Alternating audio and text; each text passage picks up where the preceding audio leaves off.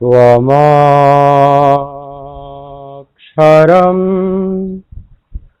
परमं वेदितव्यं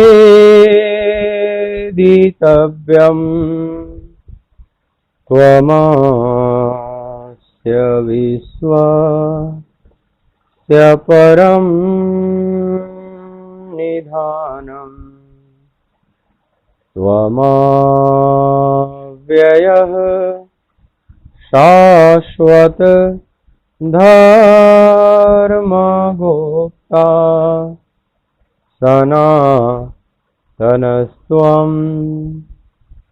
पुरुषो मतो मे वायुर्यमोऽग्निः वरुणः शशाङ्कः प्रजापतिस्त्वं प्रपितामहश्च नमो नमस्तेस्तु सहस्रकृत्वः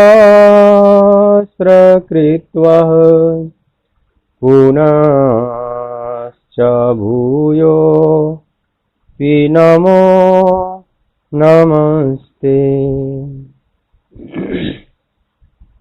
बोलिए भक्तवत्सल भगवान की जय।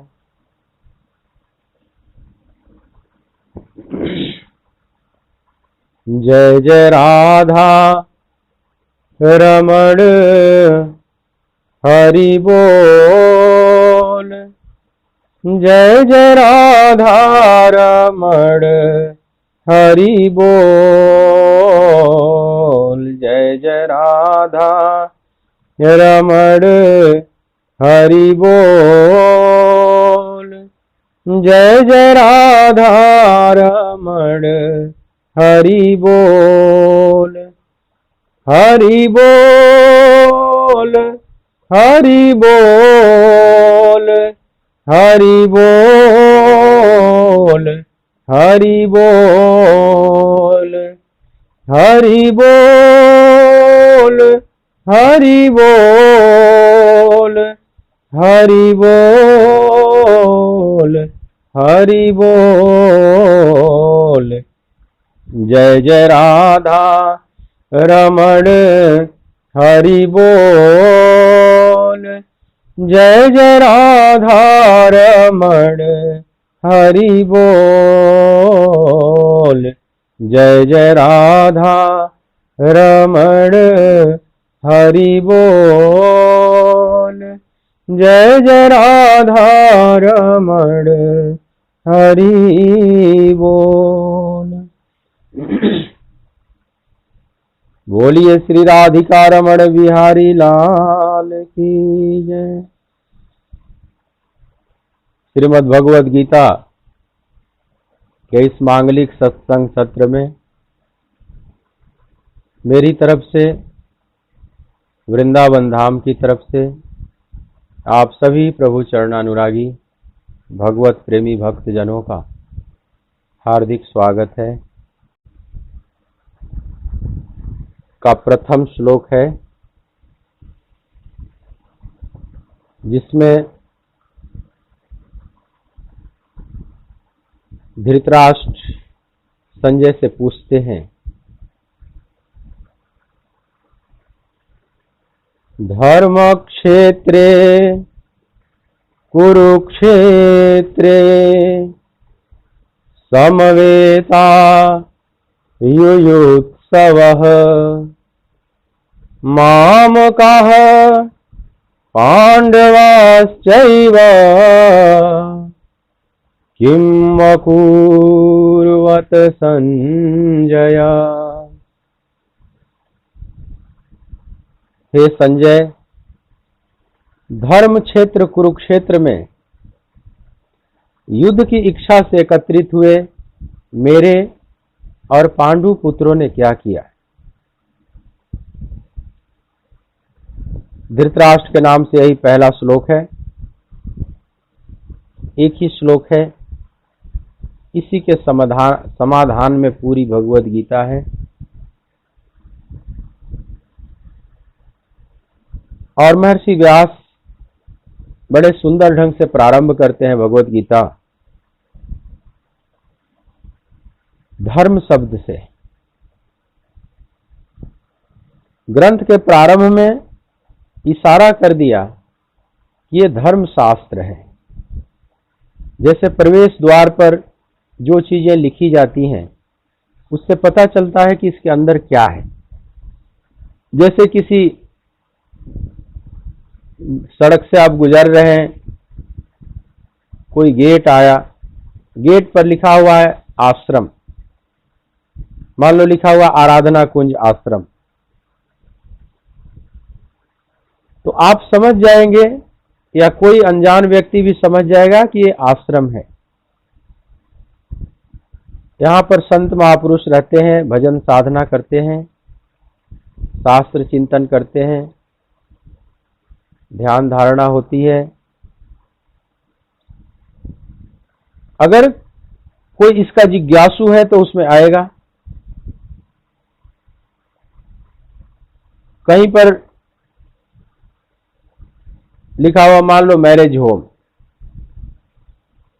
तो आप समझ जाते हैं यहाँ पर इस तरह के कार्यक्रम आयोजित होते हैं शादी ब्याह से संबंधित।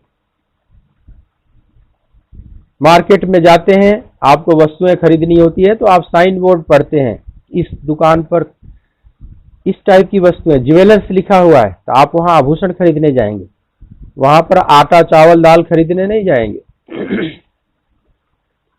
कहीं जनरल स्टोर लिखा हुआ है तो उसमें आप समझ जाते हैं कि इसमें इस तरह की सामान्य वस्तुएं मिलेगी। तो जो साइन बोर्ड पर लिखा हुआ है उससे पता चलता है कि इसके अंदर क्या है, वह बहुत महत्वपूर्ण होता है। भगवत गीता के प्रवेश द्वार पर लिखा हुआ है धर्म। धर्म क्षेत्रे, क्षेत्रे अलग शब्द है, धर्म और क्षेत्रे मिलकर धर्म क्षेत्रे होता है, लेकिन मूल शब्द तो धर्म है। मतलब महर्षि व्यास कहना चाह रहे हैं कि जो धर्म के जिज्ञासु हो वे इस शास्त्र में प्रवेश करें, वे बहुत लाभान्वित होंगे। अध्यात्म के अनेक सूत्र उन्हें प्राप्त होंगे। लेकिन जिन्हें अभी धर्म की जिज्ञासा नहीं, जिन्हें अभी किसी और चीजों की जिज्ञासा है, अभी राजनीति की जिज्ञासा है, राजनीति में रस है, अर्थ की जिज्ञासा है, धन संपदा में उनको रस है,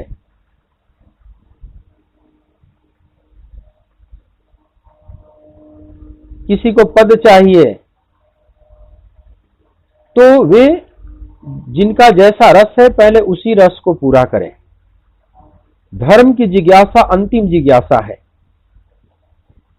जब सब जिज्ञासाओं को करके और पाकर जीव देखता है कि इसमें शाश्वत शांति नहीं है, क्षणिक सुख शांति तो मिल जाती है भोगों में भी, और वो सुख शांति भी क्या है समझ लो, सुखाभास है, एक सुख का आभास।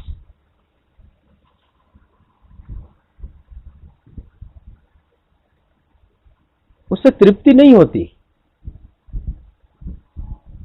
लेकिन उसको मान लो, उसी को तृप्ति मान लो, लेकिन वो क्षणिक है, कुछ क्षण के लिए है, क्षणभंगुर है, फिर हम वहीं अपने आप को खड़े पाते हैं। यह मनुष्य बात जब समझ ले गहराई से, यह सांसारिक जो सुख है, माने विषयों का सुख, विषयों और इंद्रियों से मिलने वाला जो सुख है, जिसके प्रति हमारी बड़ी जिज्ञासा होती है, बड़ी कामना होती है, बड़ी इच्छा होती है उसे पाने की, वह सुख इसी प्रकार से है जैसे अंधेरी अमावस की रात में घोर बादल भी छाए हुए हैं, घुप अंधेरा, कहीं कुछ नहीं दिखाई पड़ रहा है, और आप किसी मार्ग से गुजर रहे हैं, आप किसी रास्ते से गुजर रहे हैं और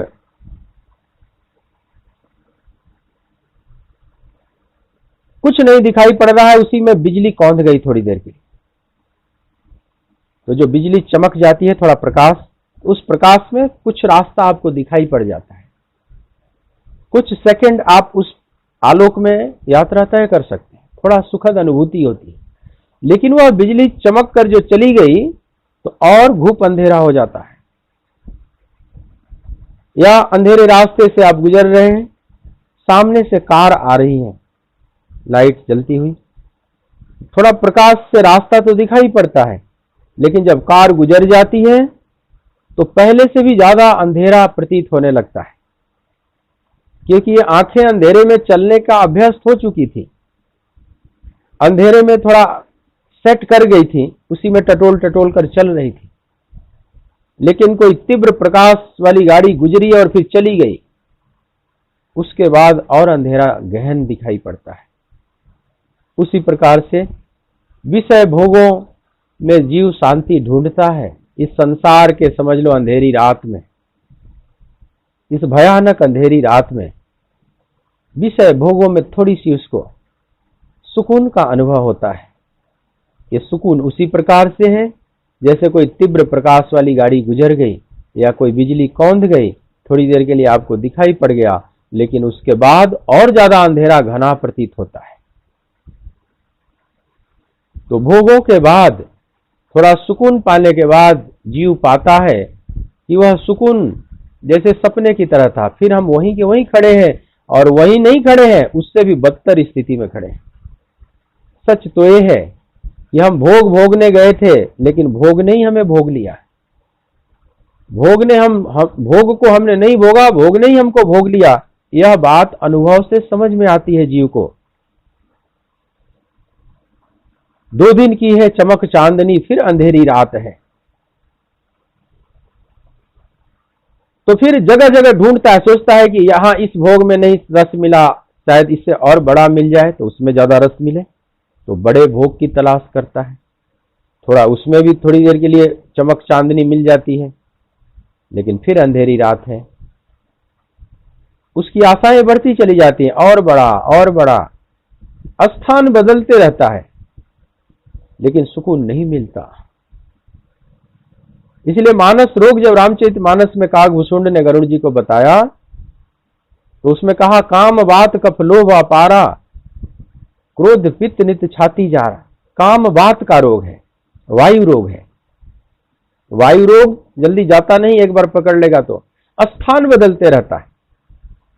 मान लो आपके घुटने में है, बाईं तरफ घुटने में है, आपने बहुत इलाज किया तो वहां से खिसक के कमर में चला जाएगा वह वायु,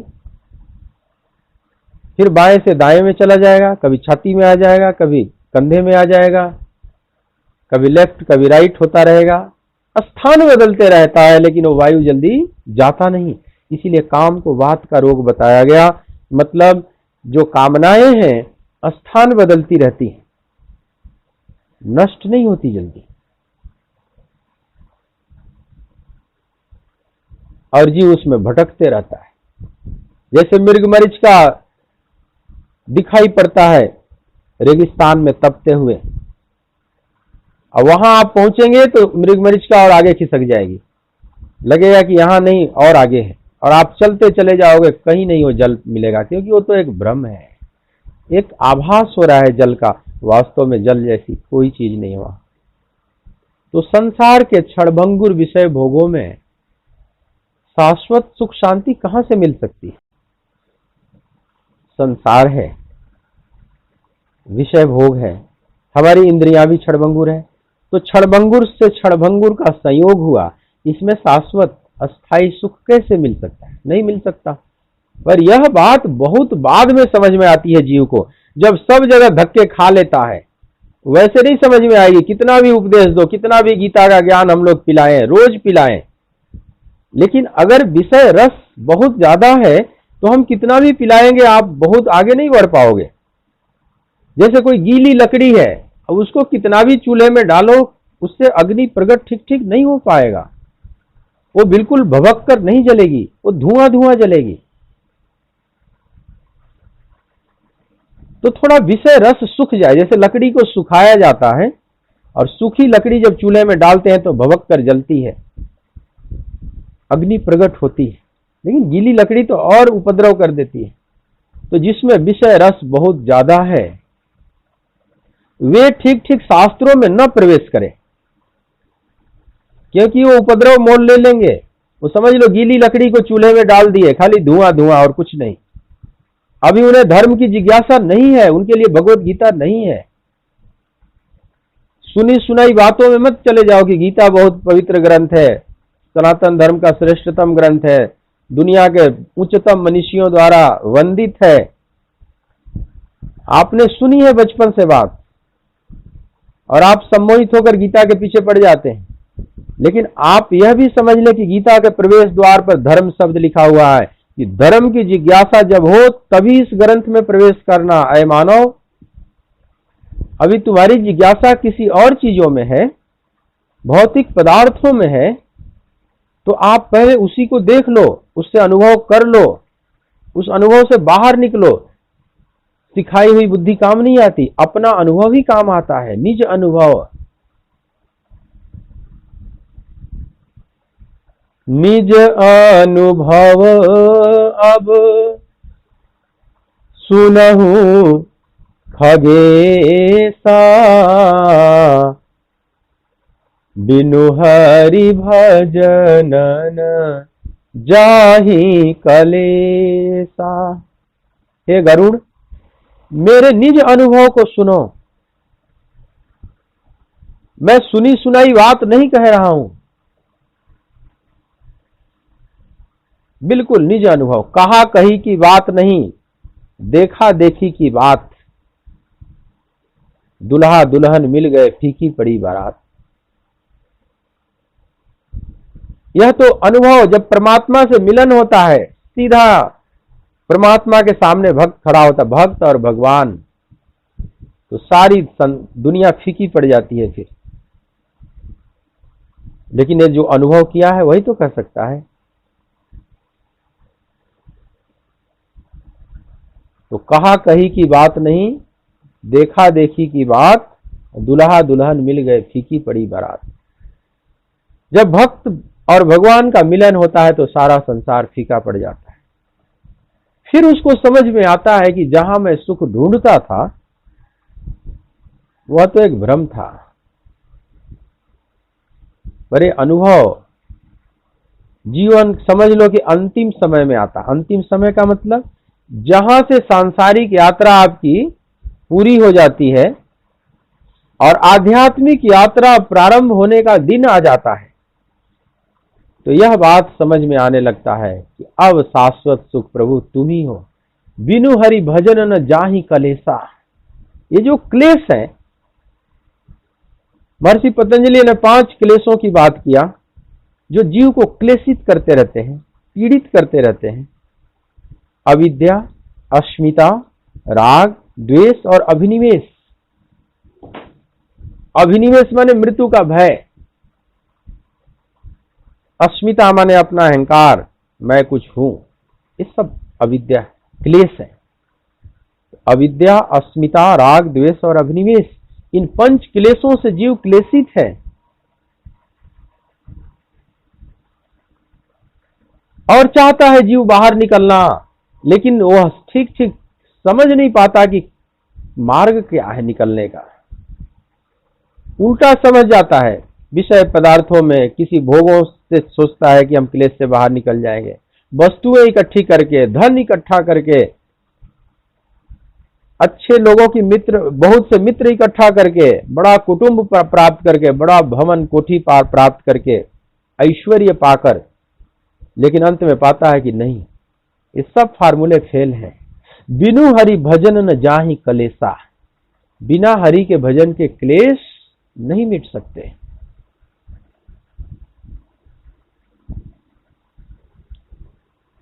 यह बात जिस दिन समझ में आ जाए, समझ ले उसी दिन से आपकी यात्रा प्रारंभ हो गई। अनंत जन्मों से भटकती हुई यात्रा अब सही मंजिल की तरफ बढ़ी। अभी तक हमारी यात्रा ऐसी थी जैसे वृत्ताकार पथ, गोल गोल घूम के फिर हम वहीं खड़े हो जाते थे आकर। जिमी कोल्हू के बैल के घर ही कोस 50। जैसे कोल्हू का बैल, पुराने जमाने में कोल्हू चलते थे तेल निकालने के लिए, आंगन में घूमता रहता था बैल, 50 कोस की दूरी तय कर लेता था और आंगन का आंगन में ही खड़ा रहता था, पहुंचा कहीं नहीं। ट्रेवल डिस्टेंस इक्वल टू 50 कोस, तय की गई दूरी 50 कोस है, बट डिस्प्लेसमेंट इज 0, बट विस्थापन 0 हुआ, विस्थापन नहीं हुआ। मैंने लौट के बुद्धू घर को आया। संसार में ऐसी स्थिति है जीव की कि लौट कर बुद्धू घर को आया, फिर वहीं पर लौट कर आ जाता है, पहुंचा कहीं नहीं। डिस्टेंस तय किया, अगर विज्ञान की भाषा में कहें तो दूरी तय किया, लेकिन विस्थापन नहीं हुआ, तो वर्क डन 0। साइंस की भाषा में इसको वर्क डन 0 कहा जाता है। तो हम अनंत कालों से चल रहे हैं, लेकिन पहुंचे कहीं नहीं। मैंने वर्क डन 0 हुआ। कुछ पाते हैं, फिर भोग कर उसको समाप्त कर देते हैं। छिड़े पुण्य मृतलोकम विसंति, पुण्य छिड़ होने के बाद फिर मृत्यु लोक में वहीं का वहीं खड़े हो जाते हैं। लेकिन यह बात जिस दिन समझ में आ जाए अनुभव से, उसी दिन धर्म की यात्रा प्रारंभ होगी। अब लो नसानी अबना न सही हो, जैसे तुलसीदास जी बड़े वेदना से भरकर लिखते हैं, अपने पद को गाते हैं कि अब लो नसानी अब ना न सही हो, अब लो नसानी राम कृपा भव निसासिरानी, राम कृपा भव निसासिरानी, जागत फिर न दसई हो, अब लो नसानी अब न सही हो, अब लो नसानी।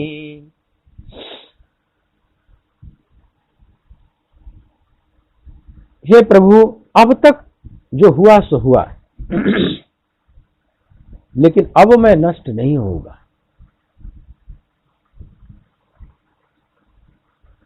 तुम्हारी कृपा से अब संसार रूपी रात्रि छट चुकी है। अब पूरब के आकाश में वह लालिमा दिखाई पड़ने लगी है। उषा काल प्रारंभ हो गया है। अभी तुम नहीं दिखाई पड़ रहे हो, परमात्मा रूपी सूर्य अभी नहीं दिखाई पड़ रहा है, लेकिन उसकी आभा दिखने लगी। उसका सौंदर्य अभी से प्रकट होने लगा। प्रकृति आनंद उत्सव मनाने लगी, पक्षी गाने लगे, फूल खिलने लगे, नए ऊर्जा का संचार होने लगा प्रकृति में। यह प्रतीत होने लगा कि सूरज आने वाले। सूरज अभी दिखेंगे बाद में, लेकिन प्रतीति तो पहले। अब लगता है रात्रि छट गई, इसको भोर की बेला कहते हैं। अमृत बेला प्रारंभ हो गई, ब्रह्म मुहूर्त प्रारंभ हो गया। जीवन का अमृत बेला ठीक ठीक प्रारंभ होता है जब भगवान की तरफ जीव सन्मुख हो जाता है। उनके सन्मुख विमुखता समाप्त हुई।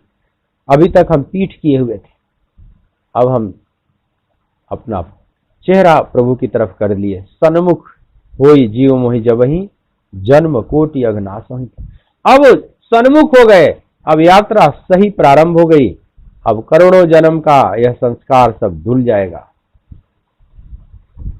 तो जिस दिन यह जिज्ञासा प्रारंभ हो जाए हमारे भीतर कि प्रभु ही एकमात्र परम आश्रय है, परम सत्य है, प्राप्तव्य है, बाकी सब संसार एक धोखे की टटिया है और कहीं कुछ नहीं। पर यह बात बड़े सौभाग्यशाली थोड़े से लोग होते हैं, उन्हें समझ में आ जाती है। अब धर्म की यात्रा प्रारंभ होती है। इसीलिए जितने कीमती ग्रंथ हैं भारत के, आप देखेंगे जिज्ञासा से प्रारंभ। जैसे ब्रह्म सूत्र, यही महर्षि व्यास जो भगवत गीता को सजाया है अपने काव्यों से, अपने कवित्व की प्रतिभा से, भगवत गीता के श्लोकों को इतना सुंदर सजाया है कि मनीषी इसको गाते हुए नहीं थकते। उसी महर्षि व्यास ने ब्रह्मसूत्र जैसे कीमती ग्रंथ भी लिखा, और ब्रह्मसूत्र के पहले ही सूत्र में लिखा अथातो ब्रह्म जिज्ञासा। ब्रह्मसूत्र का पहला सूत्र है अथातो ब्रह्म जिज्ञासा। किसकी जिज्ञासा? तो अब ब्रह्म की जिज्ञासा। अथातो माने अब, अतो, अथ अतो ब्रह्म जिज्ञासा माने अब ब्रह्म जिज्ञासा प्रारंभ होती। इसका मतलब ऐसा लगता है इससे पहले भी कोई बात करते चले आ रहे होंगे और कहते हैं कि अब ब्रह्म जिज्ञासा। जैसे मैं इतने दिनों से आपसे बात कर रहा हूं गीता को लेकर, गीता को केंद्र में रखकर, लेकिन पहले गीता कुरुवंश की, भरतवंश की जो कथा है वहां रूट से लिया गया और कैसे वो कथा मोड़ लेती हुई कुरुक्षेत्र में आकर खड़ी हो गई। और अब जब भगवत गीता प्रारंभ हुई तो जैसे मैंने आपको बोला कि अब भगवत गीता, अब हम गीता में प्रवेश कर गए। तो ऐसे ही महर्षि व्यास जो ब्रह्मसूत्र लिख रहे हैं तो ऐसा लग रहा है कि इससे पहले भी कुछ बात किए होंगे, लेकिन उसके बाद पहले कोई सूत्र नहीं है, वो कोई सूत्र खो नहीं गए हैं कहीं। बस इशारे में समझदारों को ये कह रहे हैं कि ऐ विवेकी जनों, अभी तक तुम्हारे अंदर संसार की जिज्ञासा थी, अब तुम्हारे अंदर ब्रह्म की जिज्ञासा प्रारंभ हुई है। अब आओ ब्रह्म चर्चा प्रारंभ करते हैं, अर्थात हो ब्रह्म जिज्ञासा। अब आओ ब्रह्म की जिज्ञासा हम करते हैं। अब इससे पहले नहीं, इससे पहले करना व्यर्थ है। जैसे गीली लकड़ी से आप भोजन बनाना चाहते हैं और धुआं धुआं कर देगी, समय नष्ट करेगी, आंखों में आपके आंसू भर आएंगे, नाक फेफड़े सब भर जाएंगे, धुआं धुआं, दुनिया को भी परेशान करेंगे आप, भोजन भी नहीं पकेगा, परेशानी उल्टी अलग। गीली लकड़ी से बात नहीं बनेगी। जरा लकड़ी को सूखने दो, फिर प्रतीक्षा करो, थोड़ा भोगों की तरफ ही घूम फिर कर देख लो। जैसे दिया पकड़ने जाता है छोटा बच्चा, दिया जलता है उसको पकड़ने जाता है खेलने, बड़ा अच्छा लगता है। तो जो कई बार समझदार माता पिता देखते रहते हैं, छोड़ देते हैं, एक बार जल ही जाए, एक थोड़ा जलने दो इसको, फिर दोबारा नहीं पकड़ेगा, खुद का अनुभव हो जाएगा उसको। अभी तक तो खिलौना समझ रहा है। या जो पतंगे होते हैं दीपक के चारों तरफ कैसे टूटते हैं, कितना भी समझाओ नहीं समझते। दीपक की चमक में आग भी है, दुनिया ने कहा परवानों से। अच्छे समझदार लोगों ने, महापुरुषों ने, ऋषि मुनियों ने कहा कि दीपक की चमक में आग है। जिस भोगों की चमक की तरफ तुम इतने आकर्षित हो रहे हो, अरे मानो उसमें आग भी है, तुम्हारे पंख जल जाएंगे, तुम आकाश में उड़ान नहीं भर पाओगे, बड़े दीनहीन हो जाओगे। लेकिन वे पतंगे नहीं सुनते किसी की। दीपक की चमक में आग भी है, दुनिया ने कहा परवानों से। परवाने मगर ये कहने लगे, दीवाने तो जल कर देखेंगे। परवाने मगर ये कहने लगे, दीवाने तो जल कर देखेंगे। वे नहीं मानते, वे कहते हम तो करके देखेंगे। कोरोना का यह भयानक काला बादल छाया हुआ अभी भी ग्लोब पर। शराब, नशा इत्यादि की दुकानें सब बंद कर दी गई। कुछ दिनों बाद जब खोली गई तो ऐसे लाइन लगा दिए नशेड़ियों ने। लोग समझाते भी थे कि लाइन में खड़े हो, तुम्हें कोरोना न पकड़ ले, लेकिन कहते हैं कि भले कोरोना पकड़ ले, कोरोना से मैं मर जाऊं, चाहे अपने पूरे घर परिवार को मार डालूं, तो कोरोना अगर पकड़ेगा तो घर में भी तो लाकर फैलाएंगे ना। सब हो जाए, बीवी बच्चे भी मर जाएं, मैं भी मर जाऊं, लेकिन हम तो बिना पिए रहेंगे नहीं। 100 रुपये की अगर शराब 1000 रुपये में मिल रही है तो कहते हैं कि 1000 रुपया भी देंगे, बढ़िया है, सरकार को डोनेशन जा रहा है। ऐसे भी बोलते थे, सरकार को डोनेशन जा रहा है, जबकि कोई डोनेशन में देने वाले हैं नहीं। वैसे सीधे रास्ते से तो अपनी टैक्स बचाते रहते हैं दिन भर। चार्टर्ड अकाउंटेंट से मिलकर दिन भर गणित लगाते रहते हैं, कैसे किस रास्ते से चलें, कैसे टैक्स की चोरी कर लें। लेकिन शराब 100 रुपए के शराब और 1000 रुपए में अगर मिल रही है, और पत्रकारों ने पूछा तो कहते हैं कि ये सरकार को जा रही है मदद। सोचिए, एक बहाना नहीं तो और क्या है। मतलब वो नहीं मानेंगे तो भाई आप पहले देख लो, तुम भोगों में पक लो, पहले इस संसार की तमाशा को देख लो। अभी तुम्हें ब्रह्म जिज्ञासा धर्म जिज्ञासा नहीं हुई है। लात जूता खाओ, तमाशा घुस कर देखो। कहा जाता है कि मेले में चले गए हो, पैसा जेब में नहीं है, और कोई दिखाया जा रहा है कोई आश्चर्यजनक कोई चीज, मान लो कोई सर्कस वाला आया, मौत का कुआं, बाहर अनाउंसमेंट हो रहा है मौत का कुआं है, इसमें मोटरसाइकिल घूम रही है, कुएं में उतर गई चलाता हुआ मोटरसाइकिल, फिर निकल आया बाहर। अब आपको कभी आपने नहीं देखा है, मन में देखने की जिज्ञासा हो रही है, मोटरसाइकिल चलाते हुए कुएं में कैसे उतर जाएगा, फिर बाहर कैसे निकल आएगा, तो बड़ा आश्चर्य है। अब आपके मन में हो गया कि इसको देखना ही पड़ेगा, पैसा है नहीं जेब में, तो बुजुर्गों ने कहा है कि उसमें जबरदस्ती घुस जाओ, लात जूता खाओ, लेकिन तमाशा घुसकर देखो। लेकिन जब देख कर आ जाओगे तो ठंडे पड़ जाओगे ना, फिर कहोगे कि बस ऐसा ही है, देख कर आ गया।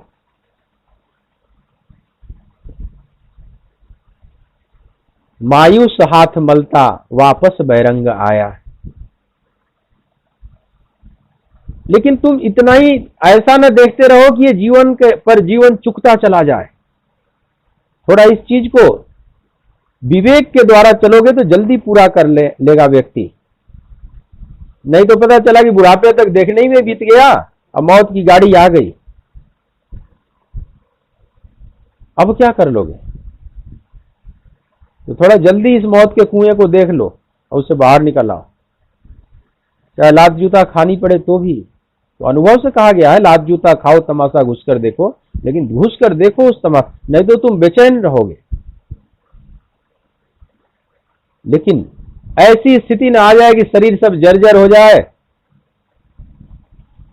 मौत की गाड़ी आ जाए, तो अब चेत कर भी क्या कर लेंगे। अब पछताए क्या करे जब चिड़िया चुग गई, जब ऊर्जा समाप्त हो गई, छूटे हुए कारतूस की तरह बचे हुए, तब छूटे हुए कारतूस से अब क्या कर लेंगे। गाड़ी निकल गई तो घर से चला मुसाफिर, गाड़ी निकल गई तो घर से चला मुसाफिर, मायूस हाथ मलता, मायूस हाथ मलता वापस बैरंग आया, जीने का ढंग आया।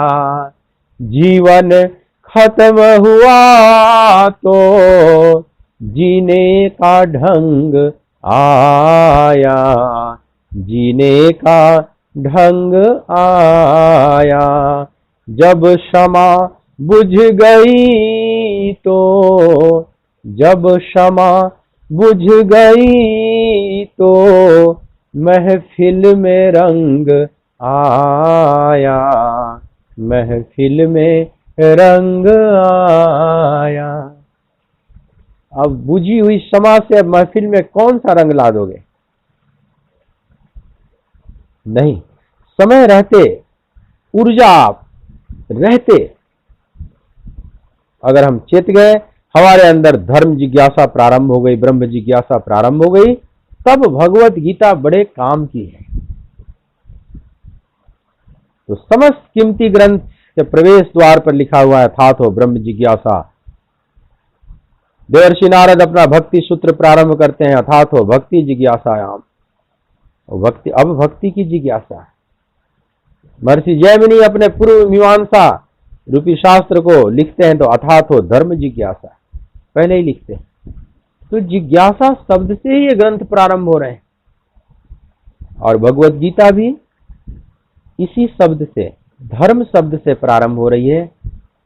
धर्म क्षेत्रे कुरुक्षेत्रे समवेता युयुत्सवः मामकः पांडवाश्चैव किम अकुर्वत संजय। हे संजय, धर्म भूमि कुरुक्षेत्र में युद्ध की इच्छा से एकत्रित मेरे और पांडु पुत्रों ने क्या किया। हालांकि ये जो बाहरी धृतराष्ट्र है, इसकी जिज्ञासा धर्म की नहीं है। इसकी तो जिज्ञासा है कि क्या हुआ उस रणभूमि में, कौन हार रहा है, कौन जीत रहा है, कौन धराशायी हुआ, कौन बचा हुआ है, क्या हुआ। उस युद्ध की जिज्ञासा है, उसके परिणाम की जिज्ञासा है।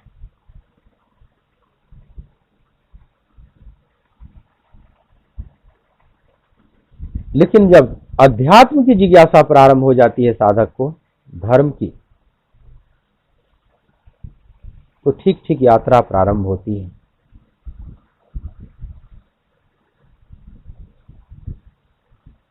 और भगवत गीता धर्म शब्द से प्रारंभ हो रही है और धर्म शब्द से ही पूर्णाहुति होगी। जो अच्छे ग्रंथ है उसका उपक्रम और उपसंहार दोनों एक जगह होता है।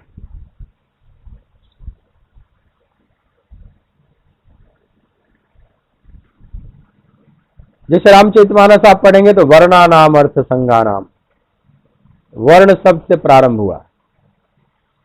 वर्णानाम समस्त वर्ण जितने मने मनुष्य समुदाय हैं, एक अर्थ में इसका अर्थ यह भी निकाला जा सकता है। वर्ण से वर्णमाला भी होता है, लेकिन वर्ण से वर्णानाम माने समस्त वर्ण, चातुर्वर्ण्यम। और लास्ट जब गोस्वामी जी करते हैं तो मानवा, मानवा से रामचरितमानस जाकर पूरा होता है। मानवा, मानव और वर्णा नाम एक अर्थ में इशारे में ठीक ही है, उसका अर्थ द्विअर्थीय हो जाता है। वर्णा नाम माने वर्ण समूह अथवा चातुर्वर्ण। तो चातुर्वर्ण आप लेते हैं तो उधर मानवा माने वर्ण मात्र के लिए ग्रंथ लिख रहा हूं मैं, और उधर मानवा करके माने मानव मात्र का ग्रंथ। और भगवत गीता भी धर्म शब्द से प्रारंभ हो रही है, लेकिन जो उपसंहार है 18वें अध्याय का अंतिम 78वें श्लोक में संजय की वाणी से गीता पूरी होती है। यत्र योगेश्वरः कृष्णो यत्र पार्थो धनुर्धरः तत्र श्रीर विजयो भूतिर ध्रुवा नीतिर्मतिर्मम। संजय कहते हैं कि हे राजन, हे महाराज धृतराष्ट्र, मेरा निर्णय सुन लीजिए। मैंने जो अनुभव किया इस भगवत गीता को सुनकर, कृष्ण अर्जुन संवाद को सुनकर, तो मैं अपना निर्णय आपको बता देता हूं कि जहां योगेश्वर श्री कृष्ण है, जहां गांडीवधारी अर्जुन है, तत्र श्री विजयो भूतिर ध्रुवा नीतिर्मतिर्मम। वहीं पर श्री है, विजय है, विभूति है और अचल नीति है, ध्रुवा नीतिर, सब वहां पर है। यह संजय कहते हैं राजा धृतराष्ट्र से। ये बहुत एक साहसिक वक्तव्य है। नहीं तो अपने स्वामी के सामने, राजा के सामने एक सेवक की हिम्मत नहीं कि ये बात कह सके। लेकिन संजय ने जो अनुभव किया वो बोलते हैं कि वहीं पर नीति है, धर्म है, श्री है, विजय है, सब है, उन्हीं की विजय होगी। क्योंकि ध्रुवा नीति, उनके पास ध्रुवा नीति माने अचल नीति है। अचल नीति को ही धर्म कहा जाता है।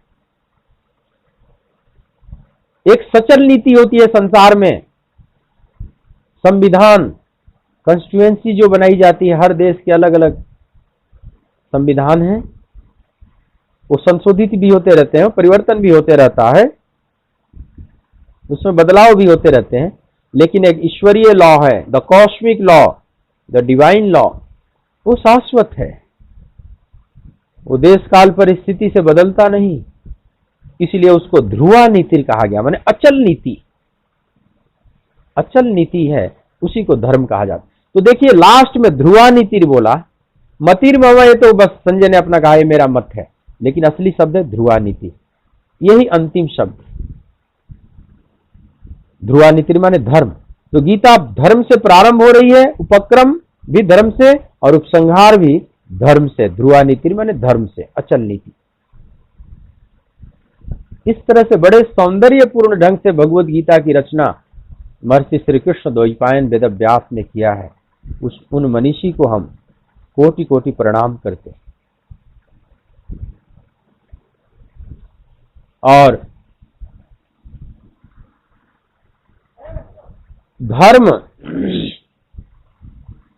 क्या है जिसकी तरफ इशारा कर रहे हैं ऋषि, ये धर्मशास्त्र है।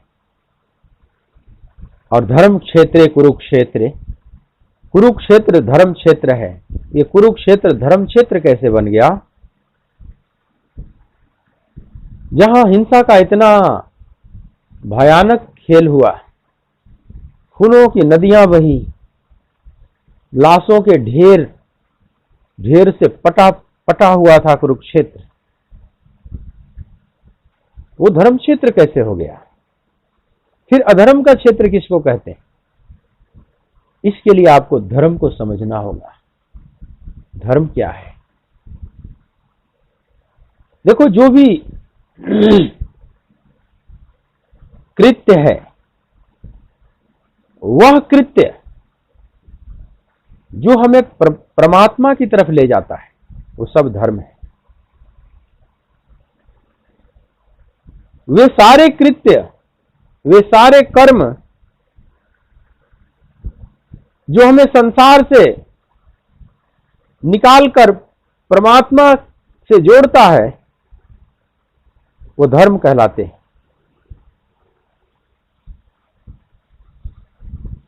लेकिन कृत्य का उतार चढ़ाव ठीक ठीक अंदर है, भावनाओं पर है, बाहरी कृत्यों पर नहीं। अब जैसे हनुमान जी लंका जला रहे हैं, तो बाहर से कृत्य तो बड़ा भयानक है, अधर्म जैसा लग रहा है, उलटी पुलटी लंका सब जारी, कईयों को मार डाले वहां पर, तो बाहर से देखने में तो अधर्म जैसा लग रहा है ना? नहीं।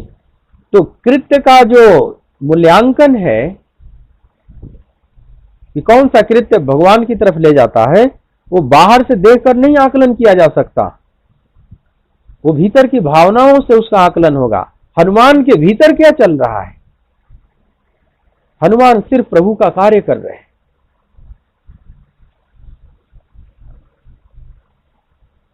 तो हनुमान भगवान के हृदय में और स्थान बनाते चले जा रहे, तो उनका आग लगाना भी, असुरों को मारना भी, वो सब धर्म हो जाएगा। तो धर्म का उतार चढ़ाव बाहर की कृत्यों से नहीं, भीतर की भावनाओं से है। अर्जुन को भी भगवान कहेंगे कि तू उठा गांडीव, युद्ध कर, तस्माद् उत्तिष्ठ कौन्तेय युद्धाय कृत निश्चय। तो बहुतों को लगेगा युद्ध के लिए बार बार क्यों कृष्ण कह रहे हैं, ये तो अधर्म वाली बात हो गई। लेकिन नहीं, भगवान का जो आदेश है उसका पालन करना ही धर्म है। जब कृष्ण कहे वो कर दो, तुम उसमें सोचो मत कि इसमें पुण्य मिलेगा कि पाप मिलेगा, वो सोचने का ठेका भगवान ले लिए। आप अपनी बुद्धि को वहां समर्पित कर दें। मन मना भव मद भक्तो मद्याजी माम नमस्कुरु। जब सब उसको समर्पित कर दिया, तो यह गणित कौन लगा रहा है कि यह काम गलत है, सही है? ये भीष्म द्रोण के सामने मैं अपने बाणों को कैसे करूं?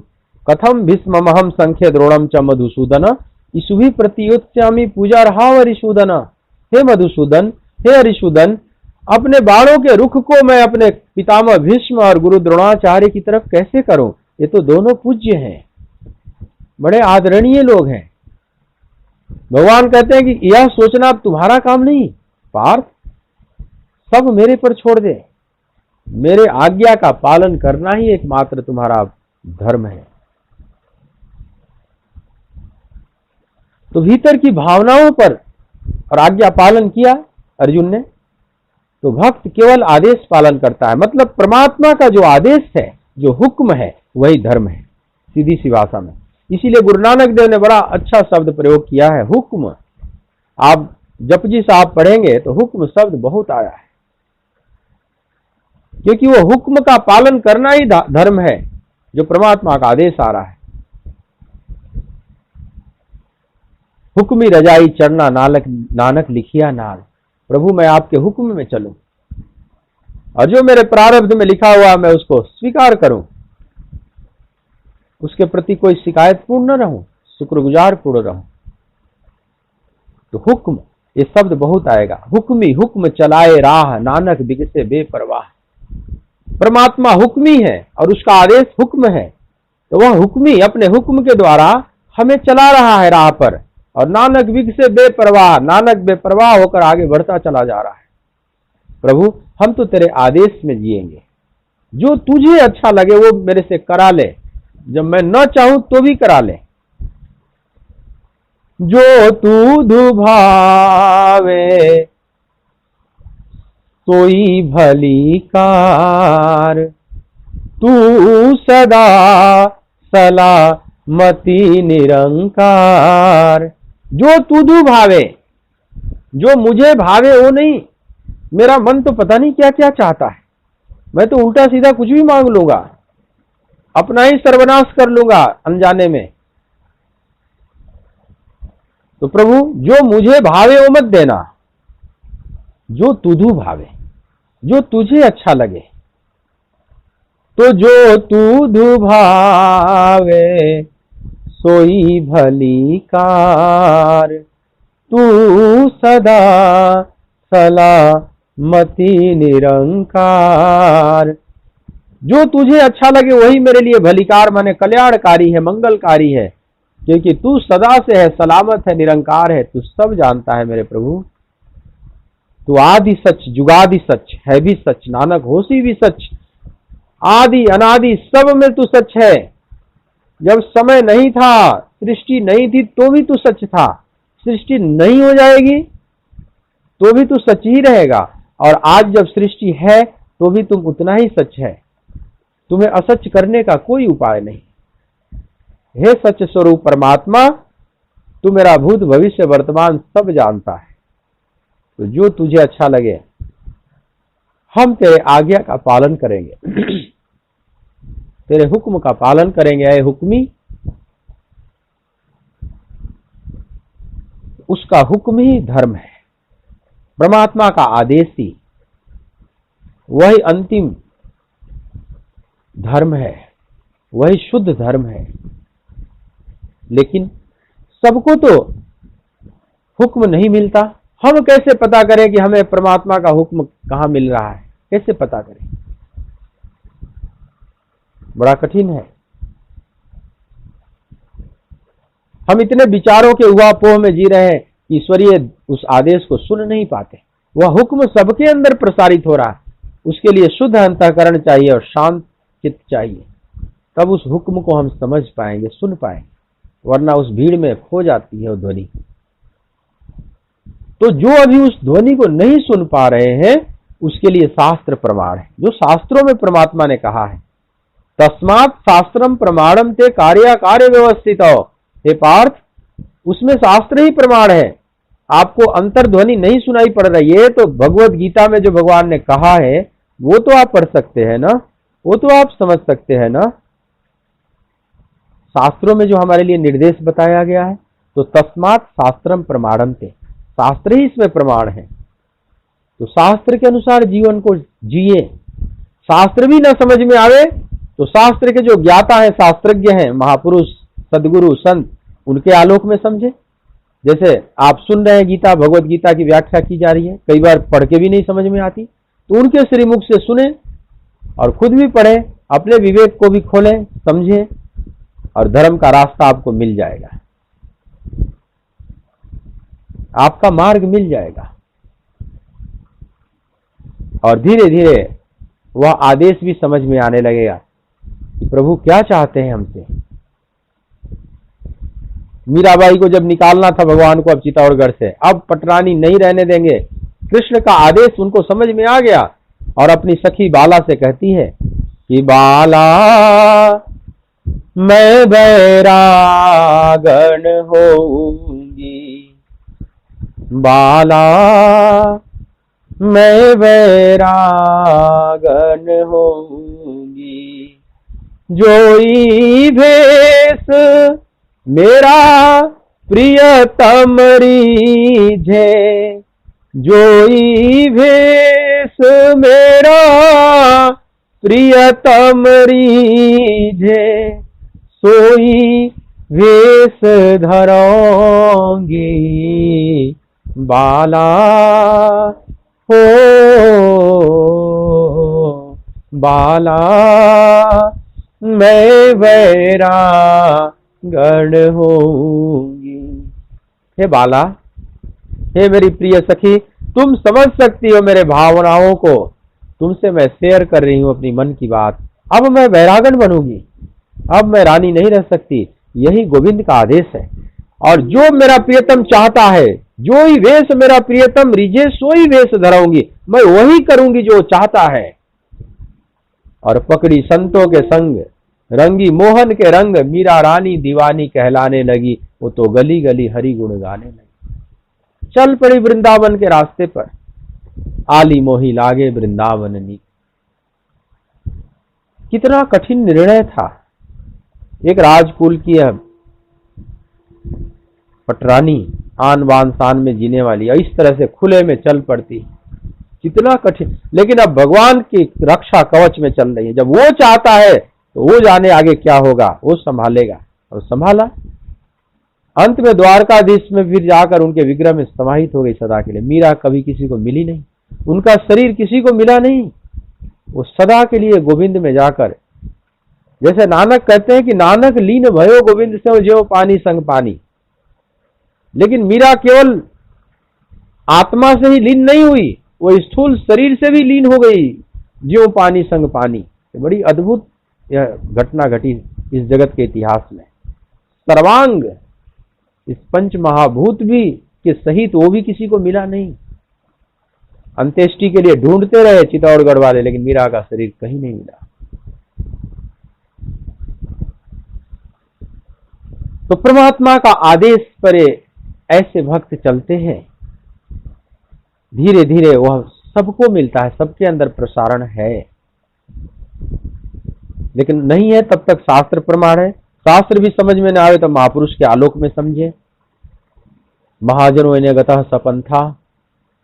और अब आप समझ गए कि धर्म क्या है, माने ईश्वरीय आदेश ही धर्म है, उसका हुक्म ही धर्म है, वही शाश्वत नियम है। और जो उसका पालन करता है वो धार्मिक कहलाता है। अब धर्म क्षेत्र कैसे हो गया कुरुक्षेत्र? तो यह जो युद्ध हुआ ईश्वरीय आदेश से हुआ। भगवान कृष्ण जब शांति दूत बनकर गए, लेकिन बहुत प्रयास किया, बात बनी नहीं, तो भगवान कृष्ण आकर स्वयं आदेश दिए पांडवों को कि अब युद्ध के लिए तैयार हो जाओ, तैयारी करो। और पांडवों ने उनके आज्ञा का पालन किया, उनके हुक्म का पालन किया। तो परमात्मा के, भगवान के आदेश से ये युद्ध रूपी कर्म हुआ। तो जो कर्म परमात्मा के आदेश से हो वह धर्म हो जाता है, वो यज्ञ हो जाता है, वही यज्ञ कर्म है, वही धर्म है। तो यह जो युद्ध हुआ ईश्वरीय आदेश से हुआ, इसलिए यह धर्म युद्ध हो गया। और जिस भूमि पर यह धर्म युद्ध हुआ, धर्म रूपी यज्ञ हुआ, वह भूमि भी धर्म भूमि हो गई। इसलिए धर्म क्षेत्र कुरुक्षेत्र, इसलिए धर्म क्षेत्र हो गया कुरुक्षेत्र। क्योंकि यहाँ जो घटना घटी, जो पानीपत में युद्ध हुआ पहला, दूसरा, तीसरा, वो ईश्वरीय आदेश से नहीं हुआ। या दुनिया में और भी जगह युद्ध होते रहते हैं, वो सब ईश्वरीय आदेश से नहीं हुए हैं। लेकिन कुरुक्षेत्र में जो युद्ध हुआ आज से 5000 साल पहले, वह प्रभु के आदेश से हुआ था। इसलिए वह युद्ध भी धर्म युद्ध हो गया। और जिस भूमि पर वह धर्म युद्ध हुआ, वह भूमि भी धर्म भूमि हो गई। इसलिए धर्म क्षेत्रे कुरुक्षेत्रे समवेतायुयुत्सवः मामकः पांडवाश्चैव किम अकुर्वत संजय। हे संजय, धर्म भूमि कुरुक्षेत्र में युद्ध की इच्छा से एकत्रित हुए मेरे और पांडु पुत्रों ने क्या किया, इस पर थोड़ी सी और वार्ता करेंगे कल के प्रसंग में। मेरे साथ आइए। 1 मिनट कीर्तन। माइक आप सभी बंद रखेंगे अपने घर में, जो जहां है आप मेरे साथ बोलिएगा, पीछे से माइक ऑफ रखिएगा अभी फोन का। गोविंद मेरो है, गोपाल मेरो है, गोविंद मेरो है, गोपाल मेरो है। मेरो बाके बिहारी नंदलाल मेरो है, मेरो बाके बिहारी नंदलाल मेरो है। गोविंद मेरो है, गोपाल मेरो है, गोविंद मेरो है, गोपाल मेरो है। मेरो बाके बिहारी नंदलाल मेरो है, मेरो बाके बिहारी नंदलाल मेरो है।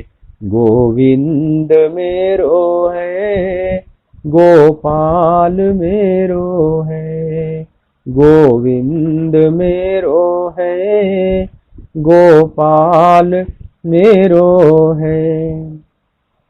बोलिए भक्त वत्सल भगवान की जय, सच्चिदानंद भगवान की जय। ओम नमः पार्वती पतये हर हर महादेव। जय जय श्री राधे।